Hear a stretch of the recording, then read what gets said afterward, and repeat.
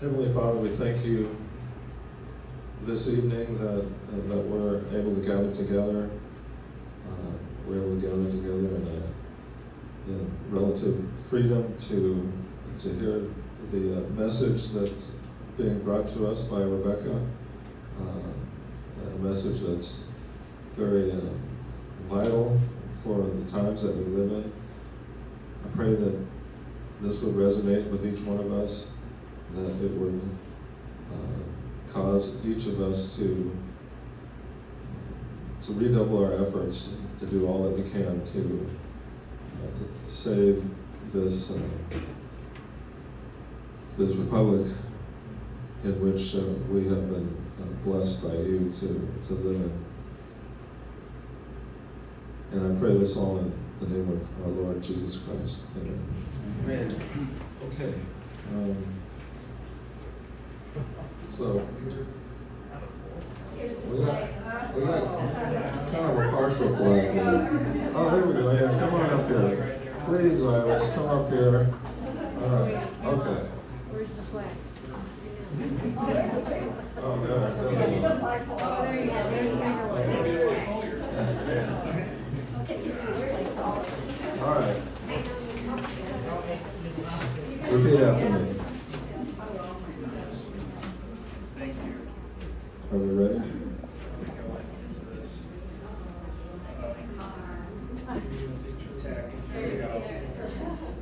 I pledge allegiance to the flag of the United States of America and to the republic for which it stands, one nation, under God, indivisible, with liberty and justice for all.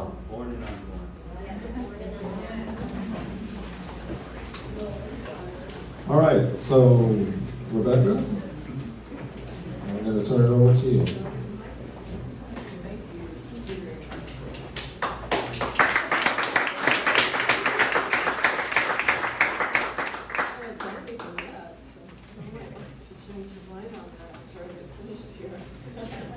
Well, as you said, my claim to fame is that I authored the bill HR 1146 to get us out of the United Nations, the American Sovereignty Restoration Act. And it's my understanding that it's been introduced every. Can you hear me better? Yeah, Oh, thank you. there we go. Wow. Yeah. That it's been introduced every year since we first introduced it way back. Gosh, that was another lifetime ago in the 1990s. And it's HR 79. Did we look it up today? 70. So please do contact your congressman and ask them to get that bill out of committee. Get it heard in committee and get it out for a vote on House floor. So they have to be accountable for who's keeping us in this godless, tyrannical world government they have framed for us. So, and that leads me to the beginning of my talk, which is to say, why do we want to get out of the United Nations? Why is it important? And that's because the answer is because we want no part of that godless world government they have planned. You know, a lot of people thought things started getting bad in 2020 when we had the pandemic, right? They didn't start. They've been going on for hundreds of years. And that's what we're going to do tonight is kind of step back. Whenever you have a problem, in order to solve it, you need to find the solution, right? So we're going to kind of step back in time and see how all this started. Right now, they call it the Great Reset. Klaus Schwab, with the World Economic Forum. That's his, there you go. You can sit up. Y'all keep going like this if I start to get lazy on my microphone. But it's been by other, they change the name every once in a while to keep you thinking, to throw you off from the fact that there's a continuum going on here. That just a few years ago, and even today, it's called the New World Order. Now, the brilliant minds at Wikipedia will tell you that we're just conspiracy theorists, right? They say that the New World Order is secretly emerging totalitarian world government, but no, it's not really that. It is world governance only in the sense of new collective efforts to address global problems. You know, problems like COVID and central bank digital currency and climate change and gender equality or whatever they have coming down the pipe.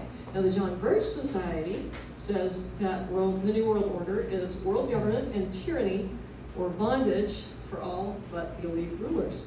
So who is right? Well, it seems Joe Biden, our illustrious you can say that louder.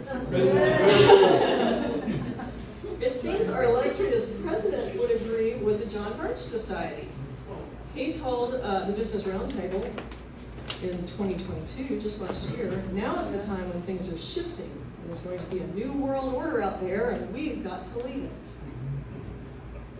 And as vice president, he said something similar to the Export-Import Bank. 2013, the affirmative task we have now is to actually create a new world order. So far, we've got a conspiracy theorist here, don't we? As senator, he wrote an op-ed in the Wall Street Journal, April 23rd, 1992, How I Learned to Love the New World Order.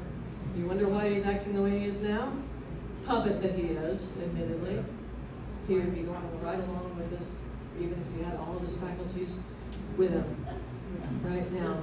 He wasn't the only one, though. It did not start with him.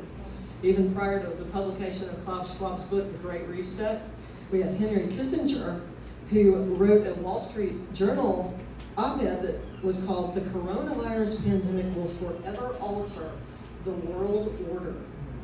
Now, he's been trumpeting New World Order for decades. He opened the floodgates of American tax dollars to China while he was Secretary of State to Richard Nixon.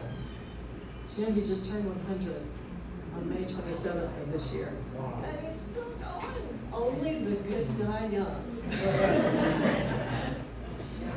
But suffice to, he even wrote a book in 2014 that was called World Order. And suffice to say, he was not talking about global collective efforts to solve problems. But he didn't start with him either. Bill Clinton called the New World Order a worldview and admitted it has been the mantra of both Republicans and Democrats alike. And many of those Republicans and Democrats are members of the Council on Foreign Relations.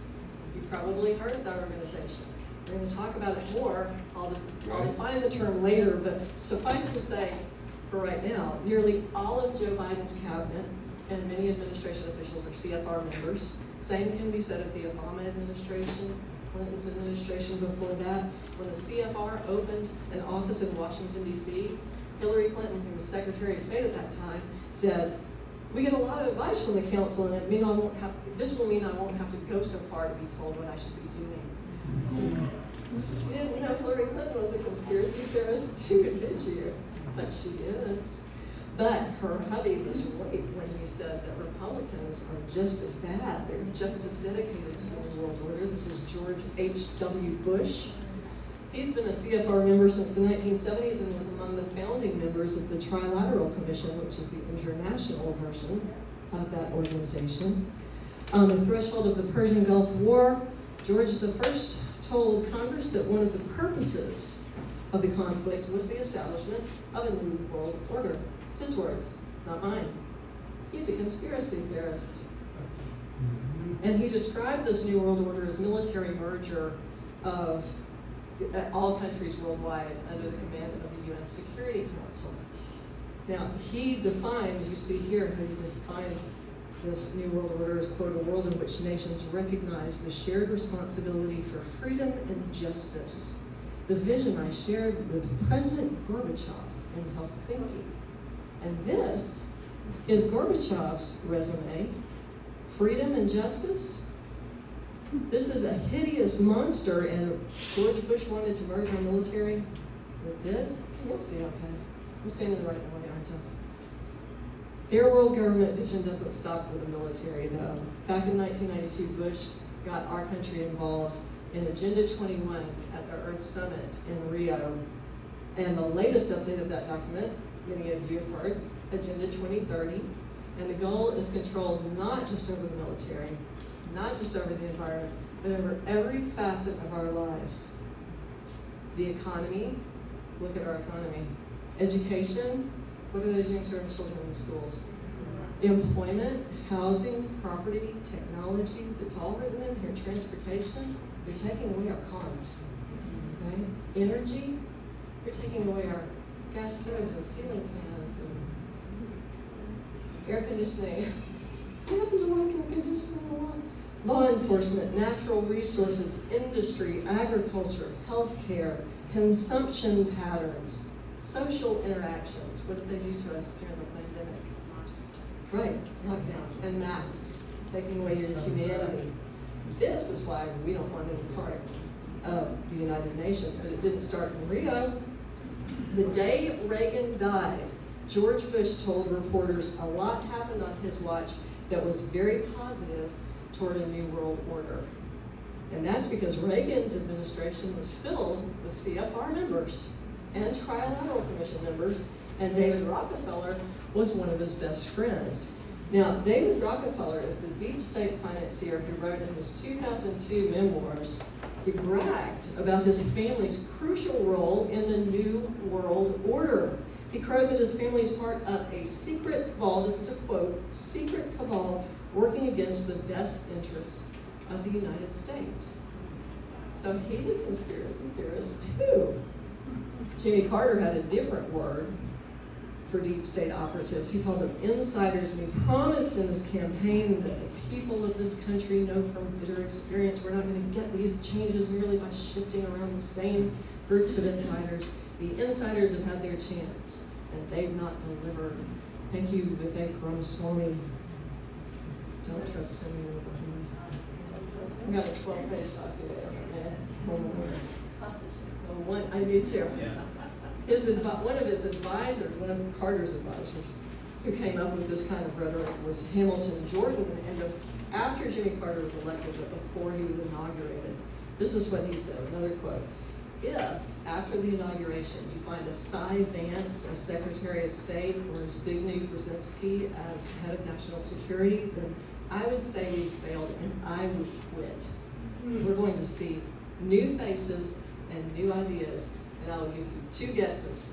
Who was Jimmy Carter's Secretary of State and who was his National Security Advisor? Ask me if Hamilton Jordan quit. He did. He did. You did. By the way, both of those two were both members of the CFR and the Trilateral Commission. And they were both devotees of the New World Order. Now, Jimmy Carter's string puller certainly didn't start things.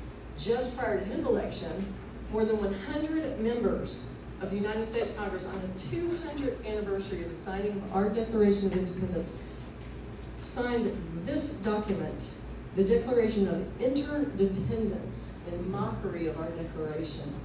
And listen to what it says. When in the course of history the threat of extinction confronts mankind, it is necessary for the people of the United States to declare their interdependence with the peoples of all nations. Now we must join together with others to bring forth a new world order. And they signed this. By the way, the John Birch Society stepped in, contacted Congress, we pressured them, and a lot of people withdrew their signatures from that document.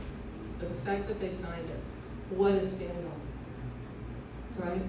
And there's that phrase again. And I want to point out too, it says something about the threat of extinction confronting mankind. This is the same time when Paul Ehrlich had published his book, The Population Bomb, and he was expressing that soon the population of humanity on the earth would so encumber our planet that the planet would die and we would die.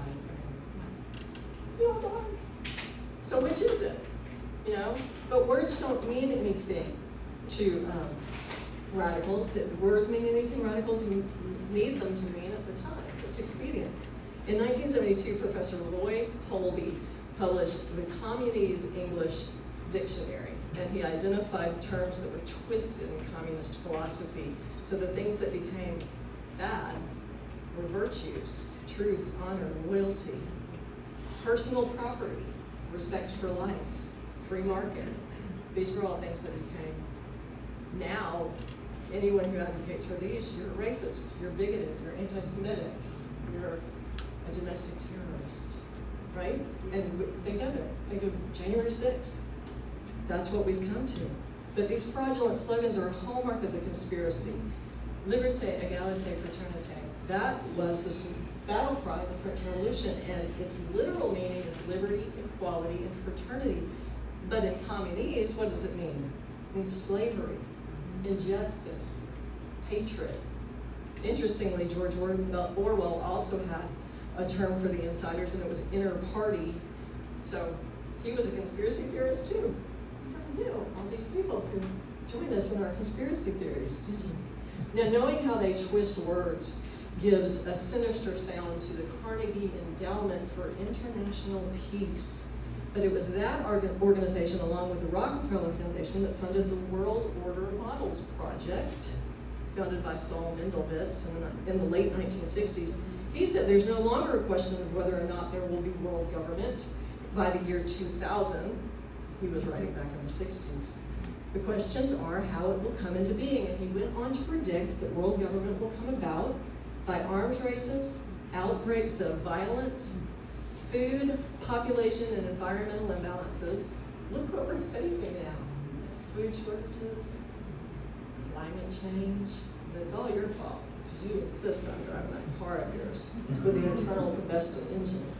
And to combat all this, we will need disarmament, a world police force, and world government. He wrote that in the 1960s. But did it start with him? Well, here's another conspiracy theorist, John F. Kennedy. I bet you didn't know he was a conspiracy theorist. Hey, not really so much in order. I've got to have all my notes. But this is the speech that he gave. It's very, very well known for one line. Early on, he said, "The very word secrecy is repugnant in a free and open society." You've heard that before? But this is what he said afterwards, and if y'all will bear with me, this is a long quote, but I want to read it because it's very, very important. He said, "We are opposed around the world by a monolithic and ruthless conspiracy that relies primarily on covert means for expanding a sphere of influence, on infiltration instead of invasion, on subversion instead of elections, on intimidation instead of free choice, on guerrillas by night instead of armies by day. It is a system which has conscripted vast human and material resources into the building of a tightly knit, highly efficient machine that combines military, diplomatic, intelligence, economic, scientific, and political operations. Its preparations are concealed, not published. Its mistakes are buried, not headlined. Its dissenters are silenced, not praised. No expenditure is questioned, no rumor is printed, no secret is revealed." Now, he went on after this to absent the United States from this vast international conspiracy. But he warned the members of the press, but don't print anything that will give our enemies, our adversaries, any inside information. It's interesting, though, that this is also the president whose CFR-dominated State Department crafted the plan for disarming America. It's a little booklet, you see it right there, the blue booklet, called Freedom from War, the United States Program for General and Complete Disarmament in a Peaceful World. Isn't it interesting that you would think the world peaceful amidst this vast, monolithic, and ruthless conspiracy he described? And surely he didn't think we were peaceful. Here we have the Vietnam War was raging. We had the college riots of the 1960s. Communist labor movements, race agitation, heavily financed by Rockefeller money, family-destroying women's liberation movement, attempts by the Chicano Republic and the American Indian movement to establish independent nations in the middle of our southwestern states. And by the way, the Ford Foundation supported millions of those movements. It was the age of school busing, desegregation, which forced this brotherhood and equality of the French Revolution, which always stirs up racial agitation and hate. In fact, conspirators do anything they possibly can, and they use any opportunity, whether it's natural or manufactured, to stir up this friction and hatred. And they'll use any division. It can be race, it can be sex, it can be ethnicity, it can be religion, it can be economic status. Whenever they're trying to enforce brotherhood and equality by passing laws that favor one group over another, you know they're talking communism. And this is why Robert Welch founded the John Birch Society in 1958. He warned then of the long-range plan to induce the gradual surrender of American sovereignty to communism. But just before Welch issued that warning, Senator Joseph McCarthy had tried to alert Americans to communist infiltration into every aspect of society in the 1950s. And those who worked against him were greatly rewarded. Nathan Pusey is one example, who was granted the presidency of Harvard College for his work against McCarthy. And for McCarthy's heroism, he's maligned even to this day with the term McCarthyism. It's even in the dictionary now. Now, McCarthy's charges were not unsubstantiated. In 1953, congressional investigator Norman Dodd, after peppering the head of the Ford Foundation with inquiries about questionable funding of communist causes by tax-exempt foundations like his, got this rather perturbed confession out of Rowan Gaither Jr. He said, "You might as well know we're working under a directive to change the economic and political structure of the United States so that it can be comfortably merged with Soviet Russia." Soviet Russia, the mothership of communism, and why did we ally with Soviet Russia in World War I, in World War II? And to whom did we hand over North Korea and Vietnam? Why did we deliberately sacrifice 3,000 of our servicemen and half of our Navy to Japan at Pearl Harbor on December 7th, 1941? And after that excuse to get us into the war, we ignored Japan. We shifted our focus to Europe, to make Europe safe from the German armies for Soviet Russia. In General MacArthur's 1964 memoirs, he printed a memo by Chinese Communist General Lin Kao saying he would never have attacked American forces in Korea unless he had been assured that President Truman would restrain MacArthur. Now, these are some of the culprits right here. The slide doesn't have enough room for the pictures of all the culprits, and two very important ones that are missing from here. Truman got us into the Korean War in the 50s, only it wasn't a war. The Senate never declared it to be so, but that doesn't matter to a globalist. It set a precedent that's used to this day, and we watch it and we let it happen. Dwight Eisenhower is also not listed here, and he should be. He was a CFR member, and he got us involved in the Vietnam conflict. It went on for 20 years, and the Senate never declared war. And communist forces across the globe have U.S. officials to thank for their success. George Marshall gave China to Mao Zedong. Zbigniew Brzezinski handed Cambodia to Pol Pot's murderous Khmer Rouge regime in the 1970s, and Edward Lansdale was a subversive agent in the State Department and arranged money and resources for Ho Chi Minh in Vietnam. In 1973, Henry Kissinger and Le Duc Tho won the Nobel Peace Prize for brokering peace in Vietnam. But remember, we're speaking Communese, so that peace meant communist takeover and murder of countless members and the enslavement of the survivors. And likewise, with the help of then General Dwight Eisenhower, our State Department, who was working with our State Department, they helped Stalin liberate Albania, Hungary, Yugoslavia, Romania, Bulgaria, and Poland in the 1940s. But remember, we're talking about liberation in Communist terms. So all of them were handed over to slavery.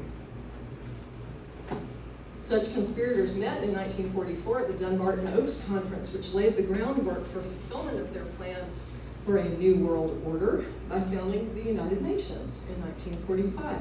Within 5 years, America would learn that their Secretary General at the United Nations founding conference in San Francisco was a communist spy, Alger Hiss.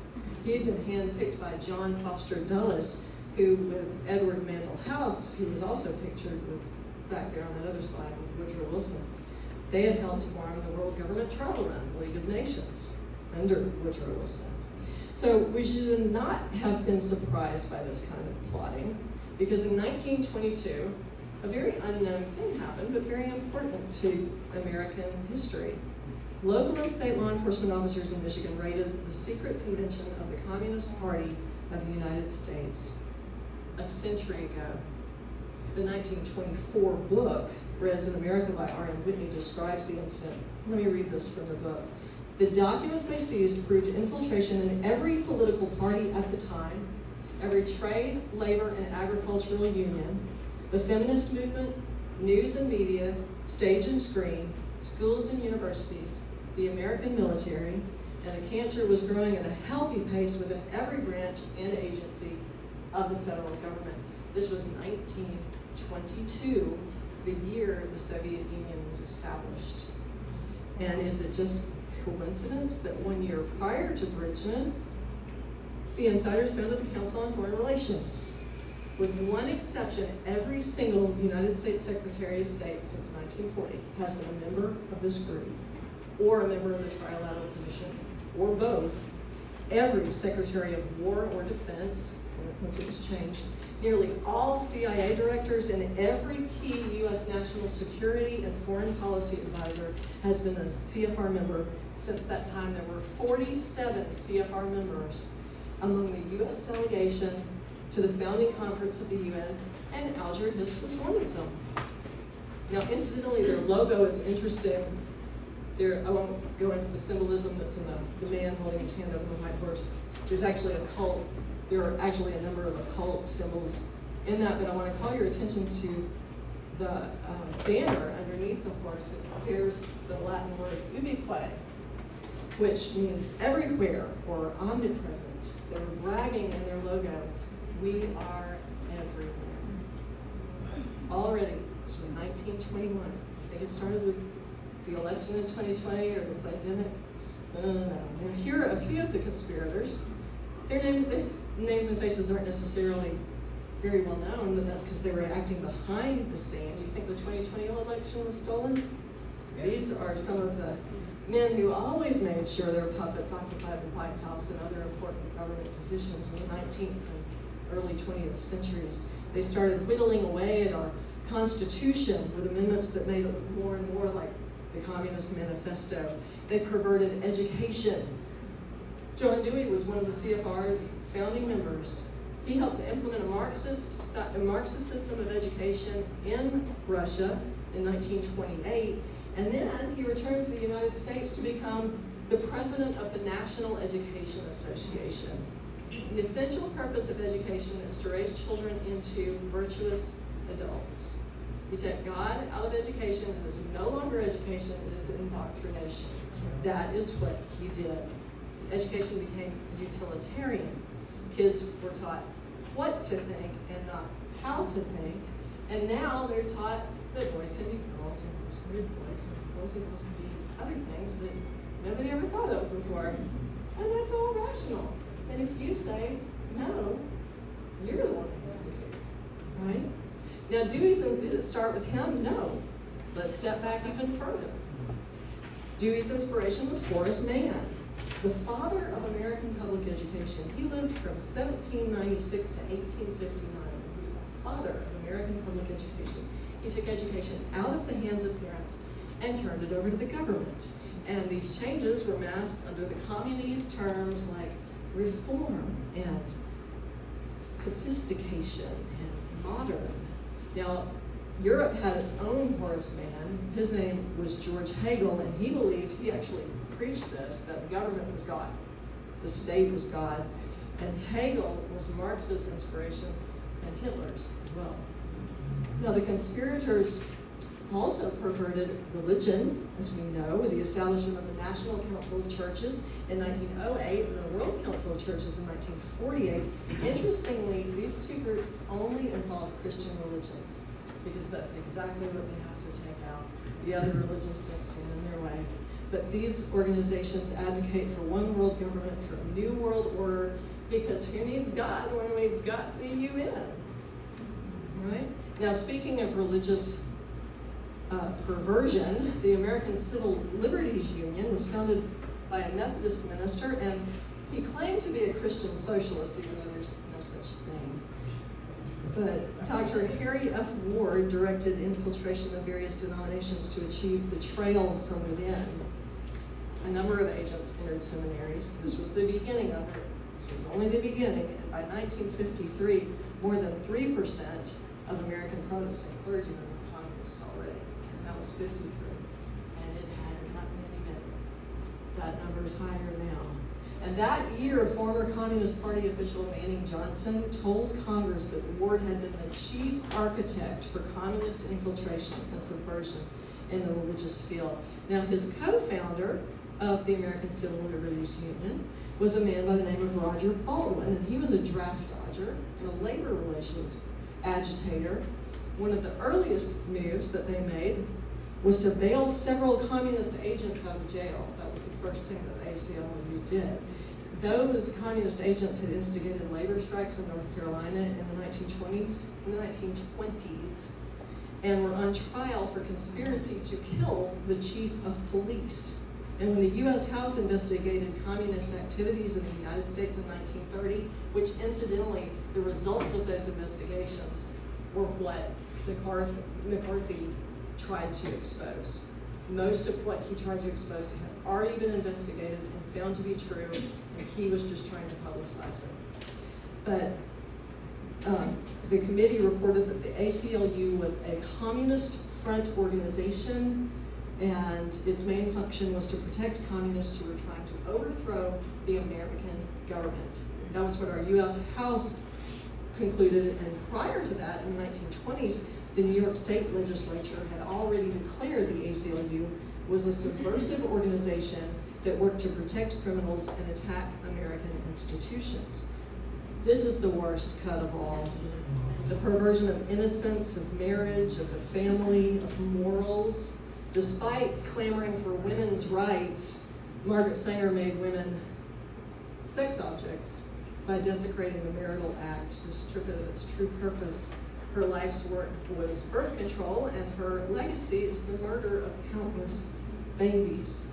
What happened to be fruitful and multiply? She works directly against that, but that doesn't apply to us anymore in this enlightened age, does it? We don't need God. We've got birth control. We can be our own gods. By the way, one of her main funders was none other than John D. Rockefeller, and there is that name again. Now, the Rockefellers did not have a monopoly on funding the New World Order. We've already mentioned the Ford Foundation and the Carnegie Endowment, and we'd be remiss if we did not also mention J.P. Morgan. But to finance the destruction of what should justly be called the New World Disorder, the wealthy globalist elites like that established in 1930 the Bank of International Settlements. It's the bank of central banks, and it pursues global financial stability, of which we see so much these days. I mean, remember, we're talking communities. To this day, this bank is protected by an international treaty. No government has any jurisdiction over this bank. No economic crisis touches it. Its profits are tax-free. It has funded every side of all war, both sides of every war since World War II, and it was behind the launch of the euro in 2002. Now, this trick of funding both sides of wars was perfected by the Rothschild family in the early 1800s. So that Bank of International Settlements didn't start it either. But what the Rothschild started has become the game plan of international bankers ever since. Now, Robert Welch, who founded the John Birch Society, summed up their work by saying this: some of them have demonstrated convincingly what Satan could do if only he had enough money. Our own monetary system was hijacked 20 years prior to the founding of the Bank of International Settlements. Jekyll Island, Georgia, witnessed a meeting in 1910 when Wall Street planned its takeover of the banking reserves of this entire country by laying the foundations of the Federal Reserve System. It is not federal. It is a private banking cartel established in 1913. It operates under the protection of our federal government. These are the men who literally made money to make it worthless. They took our gold and they gave us paper. And we've been working with that ever since. And prior to this demolition of our money, the insiders had already effectively taken over our government by establishing the federal bureaucracy. You're not going to believe this. The first federal bureaucratic agency was founded under the first Republican president, the administration of Abraham Lincoln, in 1862. That's when our federal bureaucracy began. More than 20 years later, Grover Cleveland signed the Interstate Commerce Commission into law. This was 1887, reputedly to regulate the railroads to protect us customers. It didn't. It shut down the mom and pop rail lines and established a monopoly for the larger rail lines, who lobbied for this. And then the trucking industry came in and undercut the railroads, so they did the same thing to the trucking industry. The mom and pops were put out of business, and the large trucking companies were granted a monopoly. Then the airline industry came in, and guess what happened? You know exactly what happened. And the cover of Dan Sweet's book here in 1973, I remember reading this when I was really young. That was one of my first Burke's books I ever read. But that cover, I think, describes our federal bureaucracy to a T, doesn't it? Meanwhile, the conspiracy, we can't neglect Europe. The conspiracy was alive and well in Europe. In England, the Fabian Society, which was founded in 1884, started that country's slow march toward the socialism that has it hijacked now. But their logo, look at that, couldn't be more descriptive, could it? A wolf in sheep's clothing. We can credit the Fabians with making England easy prey for absorption into the New World Order, Robert Welch's words. The insiders of Italy exercised a little bit more militant activism, also backed by the internationalist bankers like the Rothschild. The stated goal of the Carbonari was to destroy government and the church. John Wilkes Booth was a member. He later assassinated Lincoln. So was Giuseppe Garibaldi, whom Abraham Lincoln wanted to lead the Union armies during the war, and he turned him down. He said, I'm going to stay in Rome because my goal is to spill the Pope's blood. But they were all Carbonari, and Abraham Lincoln was right there with them.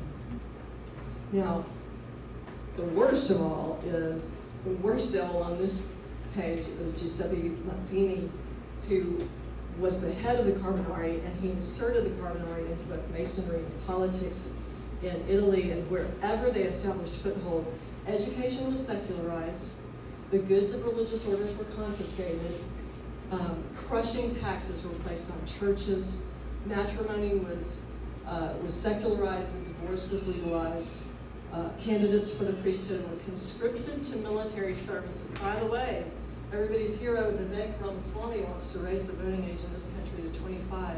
And if you're 18 to 24, if you want to vote, you have to fulfill a national service requirement. That's his own. So anybody who's a fan of Vivek, I can tell you a lot about him. So I'm like, well, Giuseppe Mazzini, Vivek Ramaswamy. At that time, to get any situation of power or prestige in Italy, you had to either be a member of this group or have tight connections to it.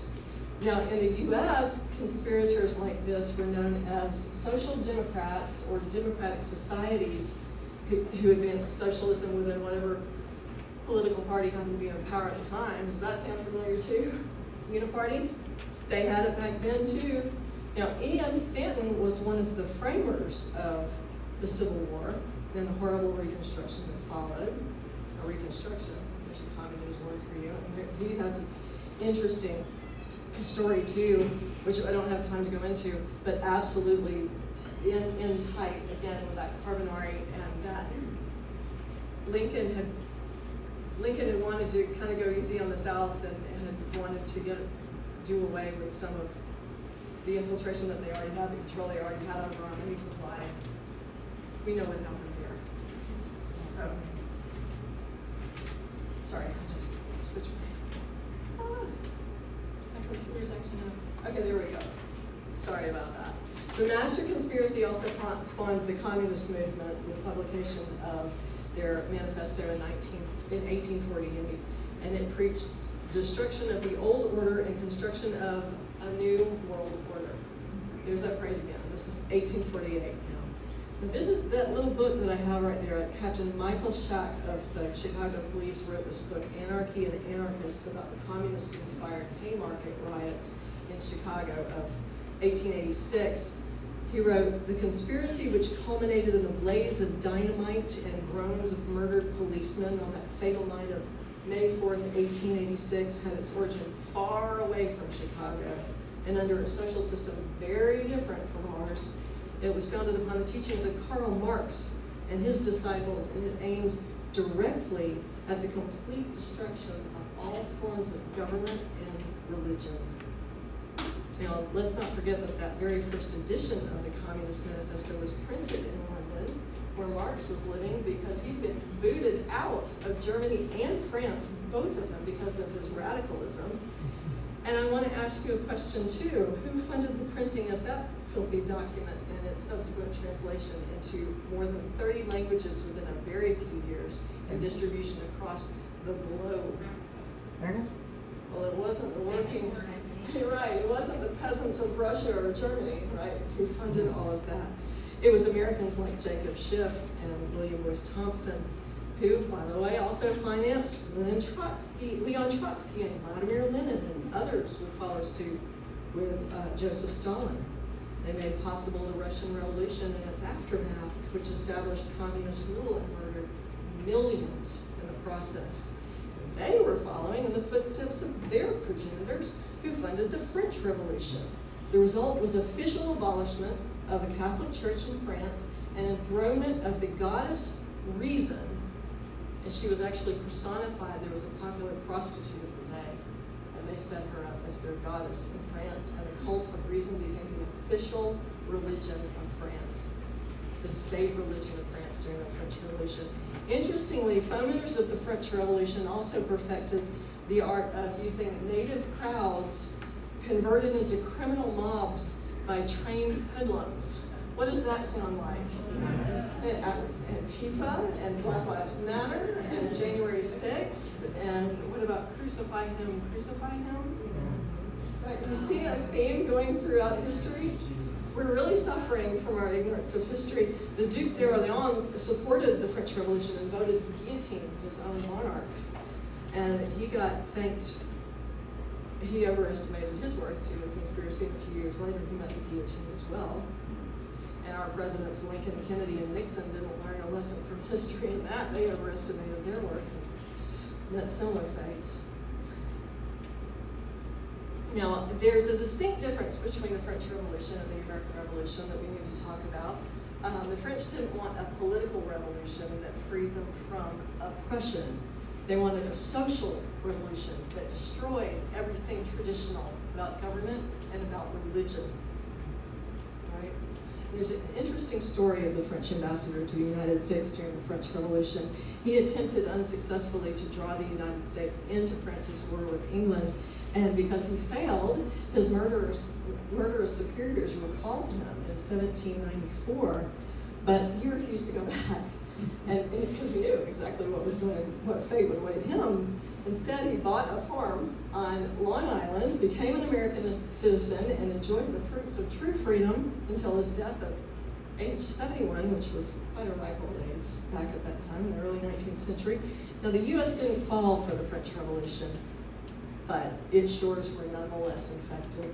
A group called the Illuminati established foothold in the U.S. in its earliest days. In the 1794 Whiskey Rebellion in Pennsylvania, when President Washington sent troops to put that rebellion down, they found French flags flying over the courthouse, establishing a clear link to the French Revolution, that godless revolution.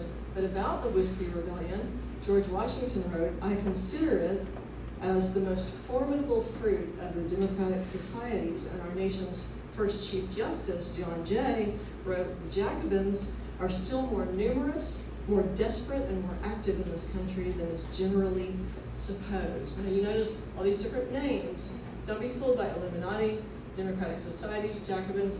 It's all the same. They've used a lot of different names to keep everybody off their track, right? It's all the same.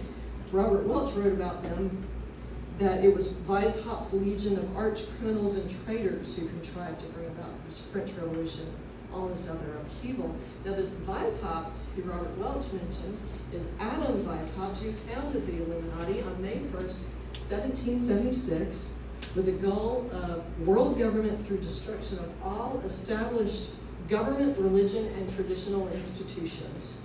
This is what he said.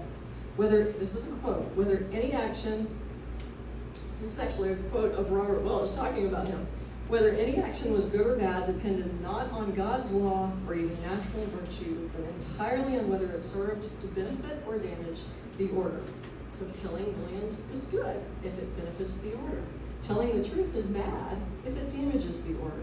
So that explains all the horror of the French Revolution. It explains Giuseppe Mazzini, who was Weishaupt's successor in the Illuminati, incidentally. It explains the Napoleonic Wars and revolutions throughout the 19th century. It explains our funding of the likes of Pol Pot and Mao Zedong and Trotsky and Lenin. Now, the back of the Great Seal, which we talked about earlier on the Wikipedia page, is the emblem of the logo, if you will, of the Illuminati. The pyramid describes the organization of the secret society. Initiates begin at the bottom and gradually rise higher as the unworthy are weaned out until they reach the higher mysteries. The all-seeing eye at the top represents the relative few who have attained the most elevated status, unlimited power at the top, merciless tyranny over subordinates, and enslavement of the world. That is the pyramid with the desert that you see that it's sitting on. And the Roman numerals 1776 do not refer to our nation's independence. They refer to the founding of the Illuminati. The Latin words annuicetis, meaning he has favored our undertaking, or he favored our beginning. Who's he? And the words novus ordo seclorum mean New World Order. 1776. Right? And our president learned to love the New World Order. But Weishaupt did not. A lot of people will say, okay, this is where the conspiracy began. It didn't. Weishaupt wasn't that clever. He didn't come up with all of this on his own. If I could get my computer to work, let's see who did, or who helped it.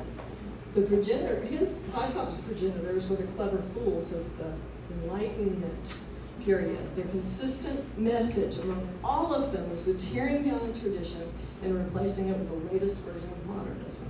Basically, we don't need to do things God's way. We can be our own gods. Is it any wonder that atheism flourished under their watch? And the inspiration for this so-called Enlightenment were men like Francis Bacon, the father of empiricism, which is a theory that holds that truth comes from our own intellects. We don't need God. We can be our own gods. And his inspiration was men like Niccolo Machiavelli, the father of modern political science. Look at those years, 1469 to 1527. The father of modern political science. He preached situation ethics. The end justifies the means. You thought that came from Karl Marx, did you? I thought that came from Karl Marx, and it came from him. And he argued that religion was man-made. He emancipated politics from theology and morals. I don't know about you, but I don't want my politics emancipated from theology and morals. And back on through the ages we'll go. His inspiration was Petrarch, who preached humanism. Humans can be their own gods. Abelard inspired Petrarch and Machiavelli by he was the first to secularize education. He lived from 1079 to 1142. We don't need God in the classroom. Now, we don't have time to keep going back through every single century. As I'm doing, y'all are probably thinking, oh gosh, we got a lot of time to cover, so we're not going to keep on doing that. But you know that the Caesars of Rome were reputed to be gods. The pharaohs of Egypt were reputed to be. You see this theme of, I don't need God, I'm God, right? And so, in fact, the very first time that mankind tried to set up a world government was way back at the Tower of Babel. And you know that story, right? Nimrod wanted to build a tower up to the heavens so he could set himself up as God. Now, it's interesting that the European Parliament building in Strasbourg resembles that 1563 painting of the Tower of Babel, a very famous painting.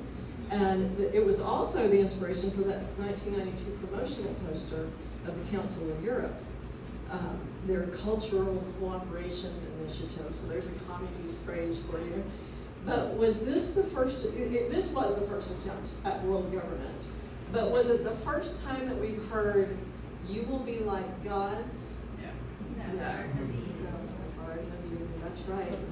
It was the words, those were the words spoken by Satan to Eve when she and her husband were still innocent. And Satan promised Adam and Eve at that time, if you disobey God, you will be like gods. It's the same thing, and we're facing it today. This is the same lie repeated century after century. So, should we be surprised at modern reptiles who believe the same lie, who want to enslave us just as Satan wanted? Isn't he? Gives him a different kind of a look, doesn't it? So let's fast forward from the Garden of Eden and to the future. Okay, and here's the virtual Tower of Babel they have planned. Klaus Schwab calls it the Great Reset. Okay, he talks about the fourth industrial revolution and using AI and transhumanism, singularity. What do all these things mean? Well, in the past, industrial revolutions replaced man's physical strength with machine power, right? But this fourth industrial revolution involves replacing man's intellectual power with artificial intelligence. And it's already being used. They started this back in 1997 when IBM developed a chess-playing computer called Deep Blue.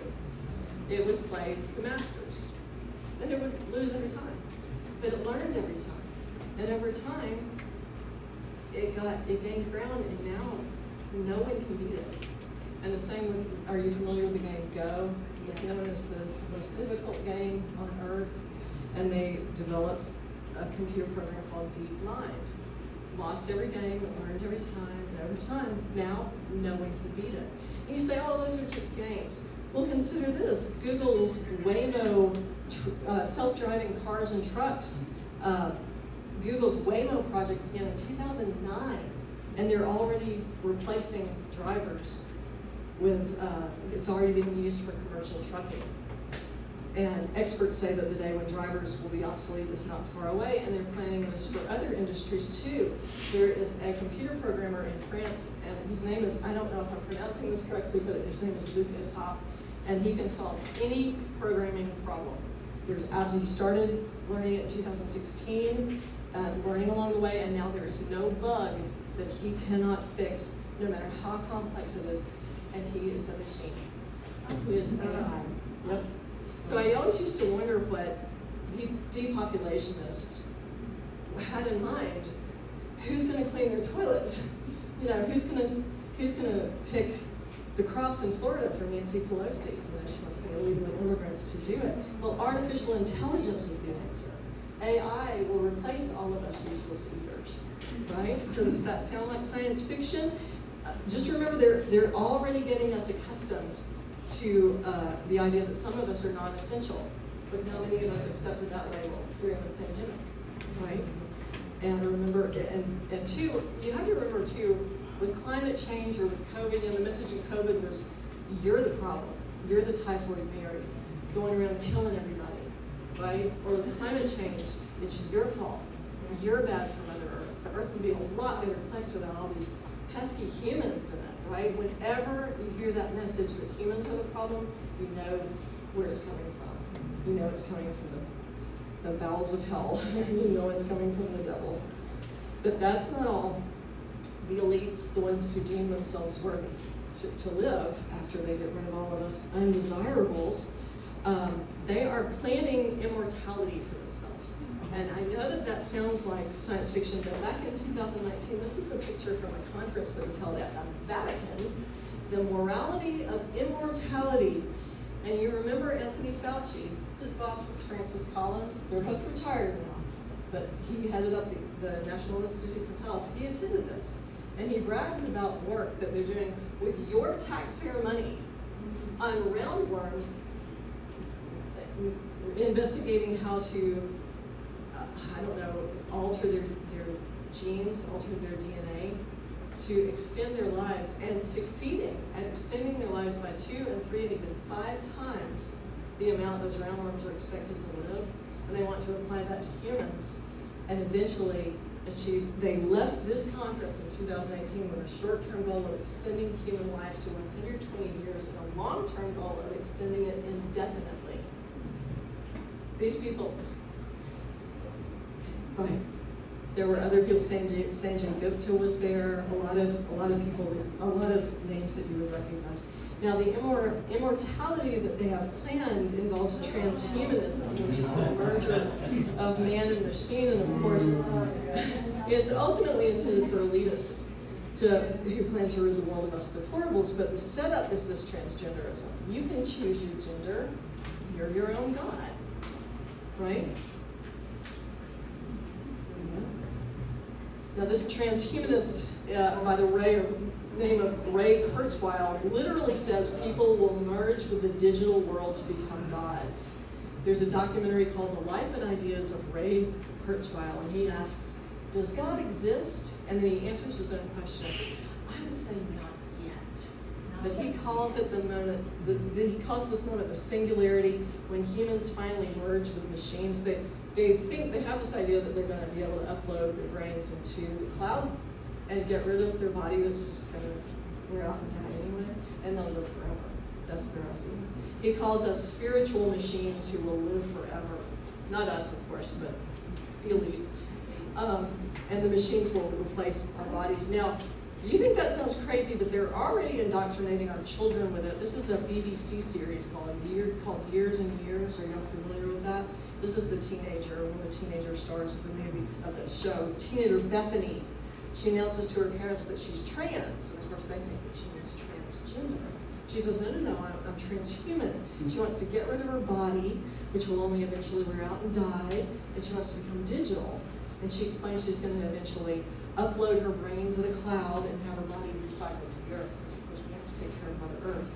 But her transformation is gradual.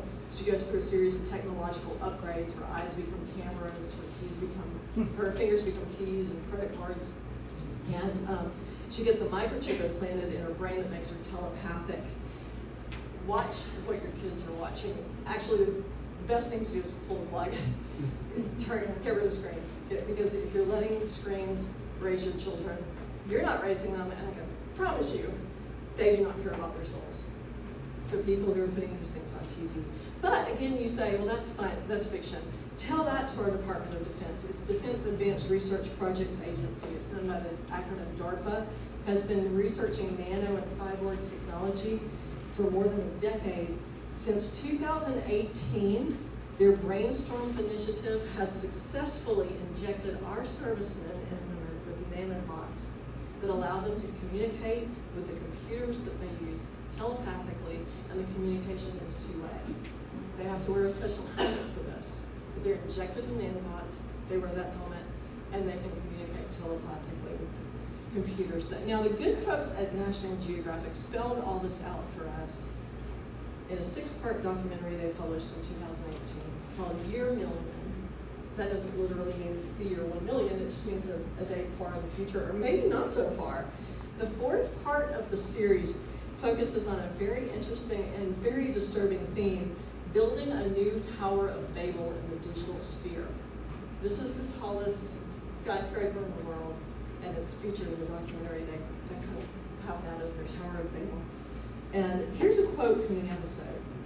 We're headed to a future of pure, seamless, unadulterated communication that will enable levels of cooperation and intelligence that will make the Tower of Babel look like a Lego set. So what will our Tower of Babel look like in the future? Connecting everyone brain to brain will catapult humanity forward on our journey to that future Tower of Babel. Just imagine the implications. They're actually bragging about building a new Tower of Babel, which is kind of like taking a new airline and calling it Icarus Airways. You know what the outcome of that was. And I just want to say, are you serious? But they were serious. And that episode featured this reptile who said that this is a quote, he said this in the episode, we will become the gods that we once feared and worshipped. And the World Economic Forum's this has high hopes for this dystopian future.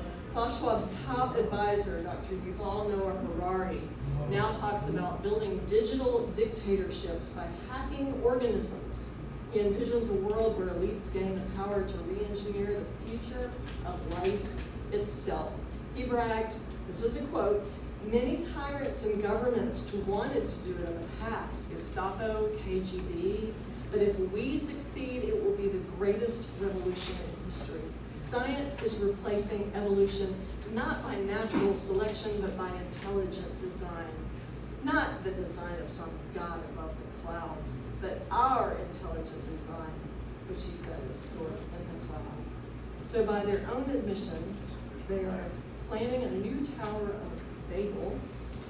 But just like the rebellion in the Garden of Eden, just like the outcome of the Tower of Babel, we know this modern world government will not succeed, right?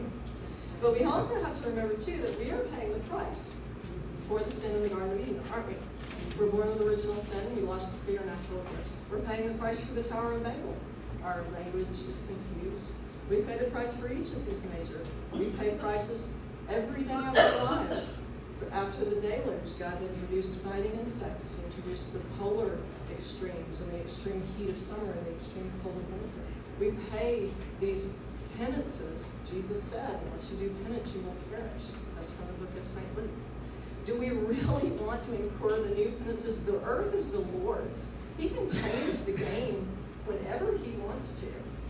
Do we want to incur the new penances that we're going to get after this world government topples, just like the Tower of Babel did? That is why the John Birch Society exists. We are absolutely unique. We are the only organization that exists to expose this master conspiracy against God and mankind. If you're already a member, I salute you. If you are not yet a member, please join us. This is the 11th hour. Time is not on our side, but victory is possible through less government, more individual responsibility, and with God's help, a better world. Thank you.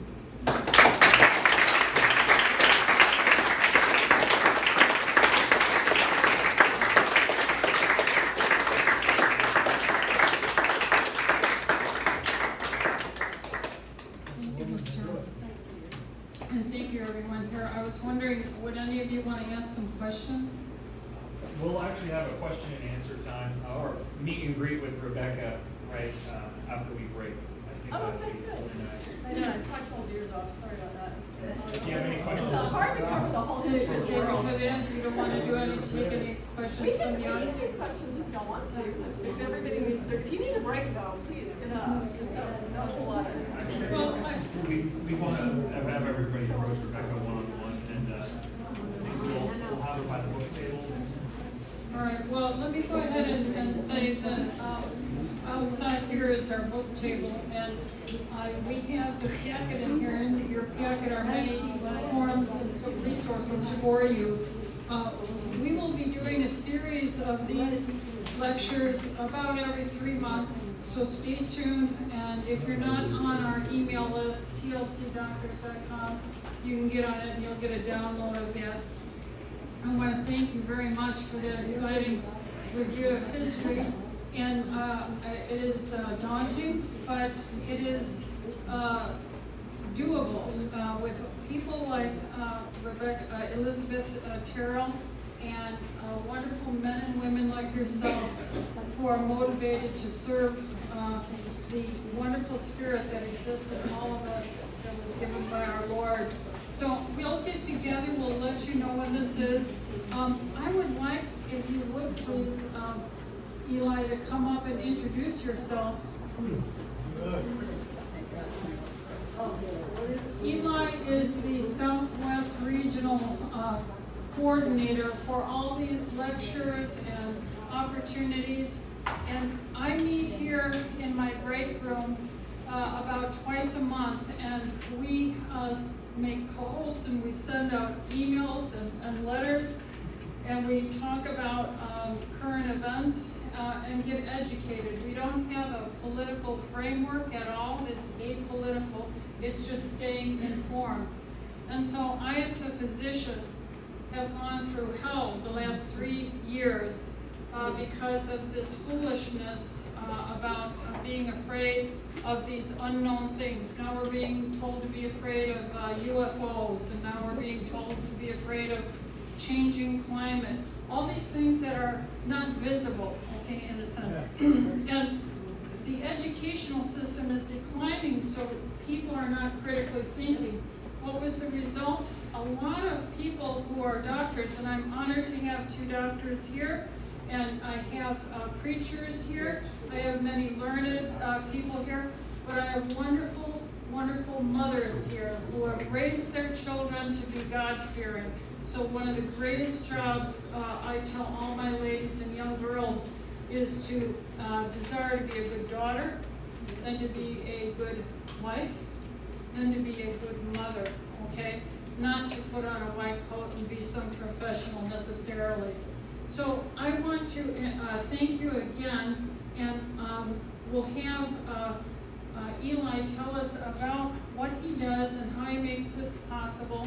And if you're at all interested, Terry, my nurse, could you step up here a second? Terry has made it possible for me to work a 6-day week in my 70 years of being. Terry, come on up here. And Terry is taking in all these calls.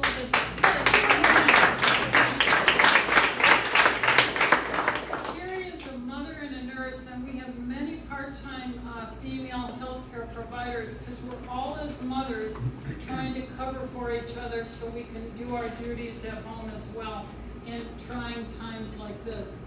So Terry is helping me to work with education and serve the patient population because too many other doctors lock their doors, they see you through a screen, they don't touch your body, they don't have time for you. And so many of you came to me and said, please don't retire, please stay open, please see my mother, please see my sister, please see. And my staff saw me crumbling and showing up to work day after day, 6 days a week I worked. And it hasn't abated yet. It has not abated, and now people are calling in more with fearfulness. So if you have questions to get to me or about our meetings here that we do to stay educated, Terry can take the phone call and the request at TLC Doctors 714-544-1521. And with all that, Eli, please tell us about what you do as a coordinator. Right. Thank you so much. Please give it up for our hosts. Fantastic. Well, I'm going to keep it brief. I know my head is still spinning from all the information that we just had presented to us very expertly. Please give it up one more time for Rebecca Terrell. If the rest of the speakers are anywhere as good as you, I can't wait for the next 3 months. So that's fantastic. A little bit about what I do. I am the field coordinator for just Southern California. And my job is to help chapter leaders like Larry. You saw Larry. Can you stand up? Come over here, Larry. It's fantastic. So Larry's coming on in. Please give it up for Larry. Mac Pritchard. We would not be here tonight if it wasn't for Larry, his chapter, which Dr. Ellithorpe is a part of. And the John Birch Society functions entirely through local chapters. The only way we're going to get out of this mess is from the ground up. And that's why we work in small units, like the one run by Mr. McMillan. So please give it up one more time for him.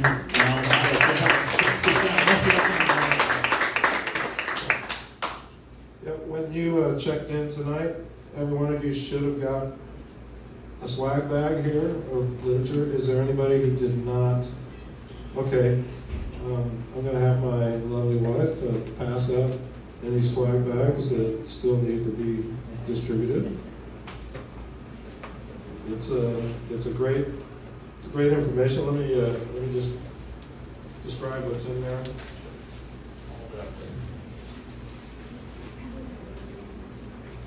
Okay, first of all, we have a sample copy of our bi-weekly magazine, The New American. This one is Lockdown Madness. This one is from 2020, but that's okay, because if you think that they might not try this again, you got another thing coming, which I think Rebecca probably made that pretty obvious tonight. And then also we have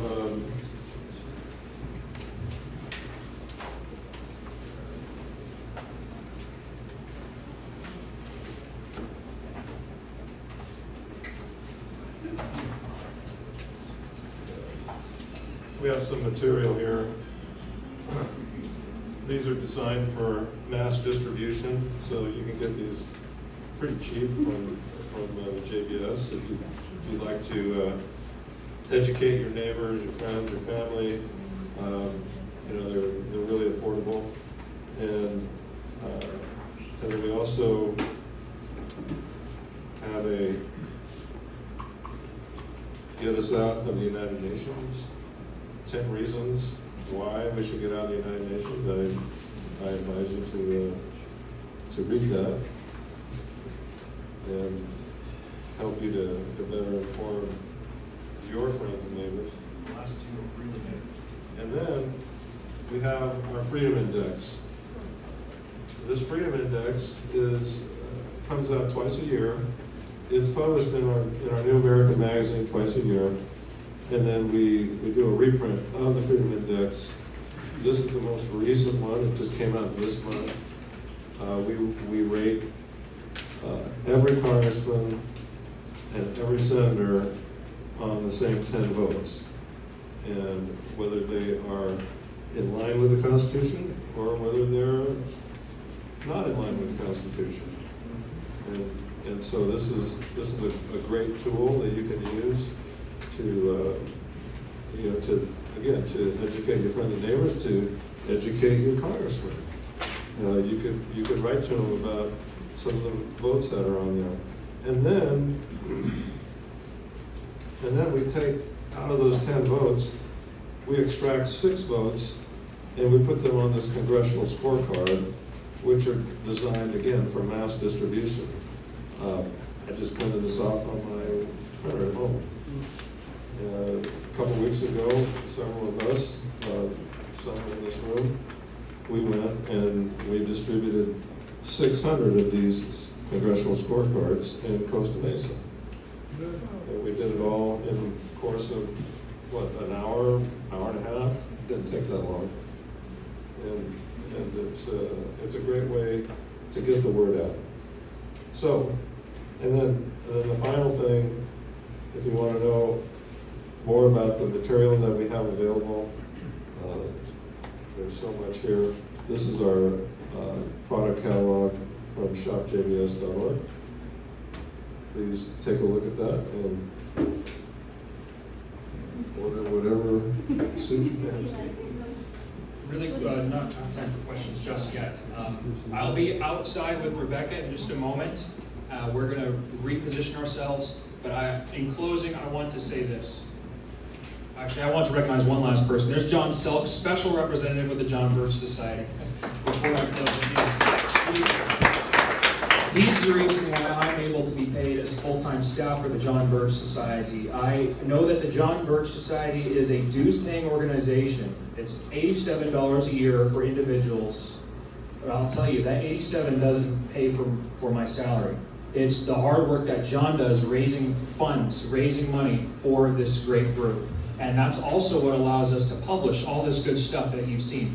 The research and the publication is another reason why the society is unique. We do all our own stunts, people. This is the one-stop shop for freedom. We are the original mothership when it comes to the freedom fight, 1958. So with that homework that we kind of saw, that Rebecca Terrell did, that is just scratching the surface, the stuff that Birchers have been making available since our inception.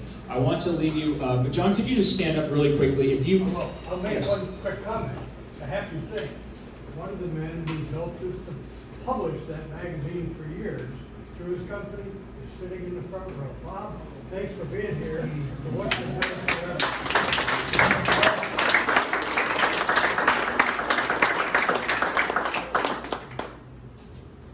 My finishing remarks will be brief. People think that the work is done at the meetings. The work is done in between the meetings.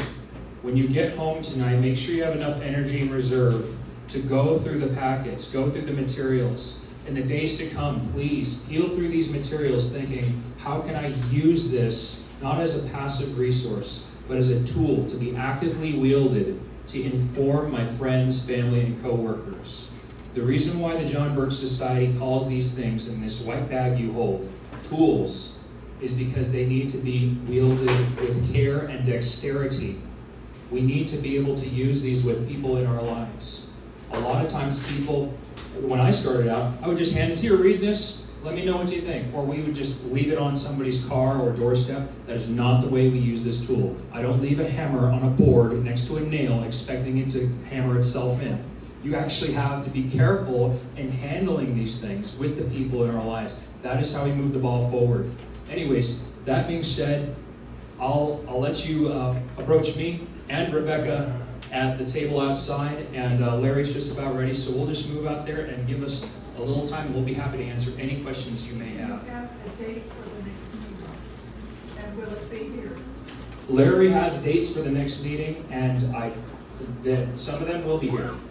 So how did we find out? Larry McMillan will know what's happening locally here. You have our email?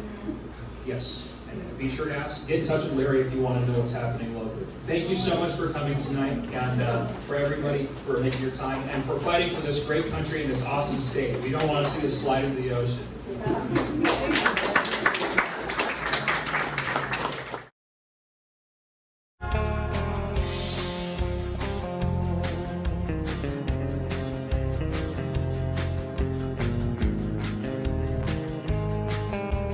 Thank you for watching. Let's go, Brandon! Let's go, Brandon! Let's go! This video has been edited by IMovieLORD. Lamb Tram. Allah Akbar! Allah Akbar! Allah Akbar! Có một diễn tham. Càng nghe nhiều càng têu, têu, têu, têu. Chiến binh sư loan gậy lựu. Càng nghe nhiều càng têu. Quan càng to, cu càng teo mo. Thằng lính dù nào nói khi nhảy dù chim không teo thằng đó xạo. Mà đa số chúng nó nói xạo thiệt.